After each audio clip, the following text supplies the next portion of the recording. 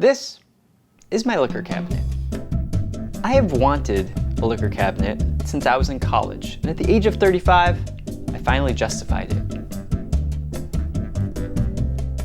It's got gin, vodka, tequila, rum, whiskey, bourbon, scotch, a bunch of random stuff, wine, and as of 2 years ago, I don't drink any of it. And that's kind of by accident.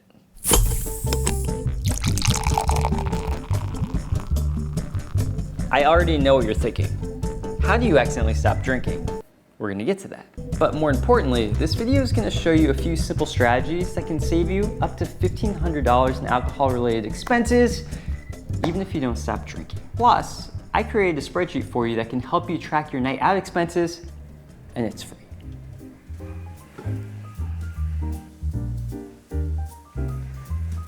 Okay, so how much money do you think the average American spends on alcohol per year? Think it's $300, $700, okay? According to the Bureau of Labor Statistics, this is how much. And so it actually turns out there's a problem with that number because it lumps everyone in. It's an average. So all people that don't drink and all people who do drink, they're sitting inside this average together. $579 per year. That's how much the average of every person in the US spends on alcohol. So we kind of want to know how much the average drinker spends. So according to Gallup, the average drinker spends $850 to $950 per year. So a bit more, but it gets even higher. If you make $70,000 plus a year, chances are you spend about $1,000 per year on alcohol. Urban professionals aged 25 to 40, they spend even more, $1,500 per year on average. And you'll never guess what the top 15% of drinkers aged 25 to 35 spend annually on alcohol. It's $5,000 to $7,500 per year. Basically, if you're hitting the club every weekend, you're in the 5K plus club. But it's not just the drinks. It's also the drunk shopping. Ever gone out for a drink, come home, and finally bought that pair of shoes you were on the fence about? You know, it turns out you're not alone.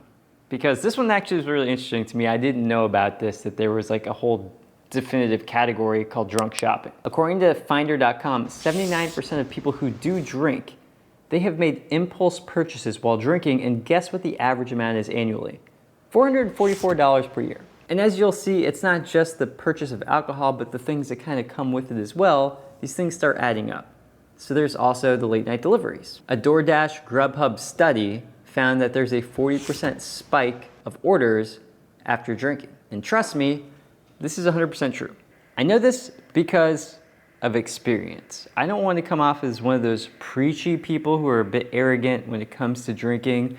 Like I never liked the taste of alcohol and I never drank, and I was the kid at the party who looked at all the people who were drunk and was like, you're stupid. That wasn't me. This video is not supposed to be judgmental. Whether you were that person or were not, it doesn't matter. This is just about the money. But I do want to show you where I am coming from for those of you who are people who drink, because I know for a fact if someone who does drink watches a video of someone who has never drank in their life and thinks drinking is stupid, they're not going to really give a lot of weight to what the person says. So let me describe to you the type of person I was. Before this whole accidentally stopping drinking type thing, I was in not one Scotch group, but two Scotch groups. I was in like a general Scotch group. We did mostly, Scotches from Scotland, of course, but we also did some Japanese whiskeys and some other whiskeys and things like that.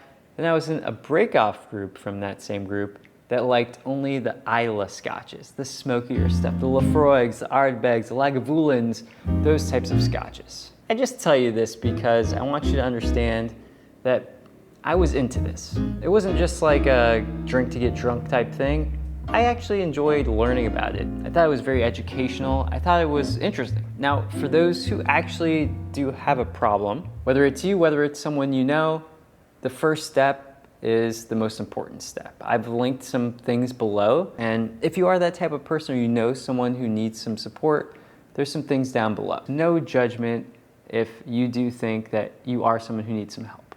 Okay, so here's how I accidentally stopped. What happened was, it all started when my wife got pregnant. So before my wife was pregnant, she already hated the smell of that alcohol I was telling you about, that scotch. Everything else, beer, gin, liquor, anything like that, she was totally fine with. Then she got pregnant, and I swear to God, she developed super senses. Not joking. If I had a sip of beer like 4 hours earlier, she could literally smell it on my breath. I don't know how it was. It was like so impressive and madly insane.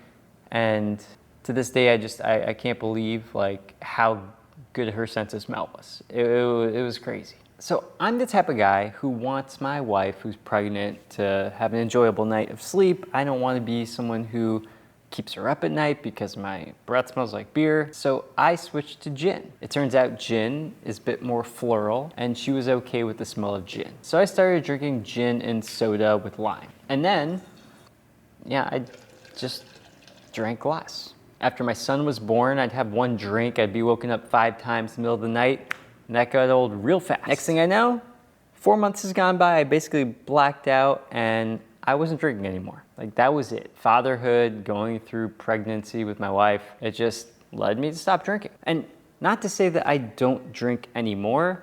I rarely drink. I don't really crave it anymore. Once in a while, social occasion, I will, but yeah, that's what's going on these days. So even if you're not planning on quitting drinking, I have some strategies here, some ideas that could still save you a ton of money, and you don't have to give up drinking. One way to think about alcohol spending is like a thermostat. You don't have to turn it off. You just need to dial it down a few degrees. You want to get it to the temperature that you're comfortable with, but that also your bank account is comfortable with. So here are some ways to lower your thermostat a few degrees. Now, let's start with something called tab amnesia. So, according to Cornell research, running a bar tab can increase your spending 35% to 45%. Now, I know I've been saying this, I'm probably gonna keep saying this, but from experience, I know this one's 100% true. Throw it on my tab, it absolutely increases your spending. Now, tab amnesia is a bit different than what you might experience if you use electronic payments. Paying with credit cards and electronic payments can actually increase your spending by 15 to 20%. So if we just use these two examples, we can think of some practical ways to potentially save us some money. I'll go over how much money we could save in a second, but first, think of it like this. For tab amnesia, use the pay-as-you-go method. Every time you go up to that bar to get a drink, you close out that tab.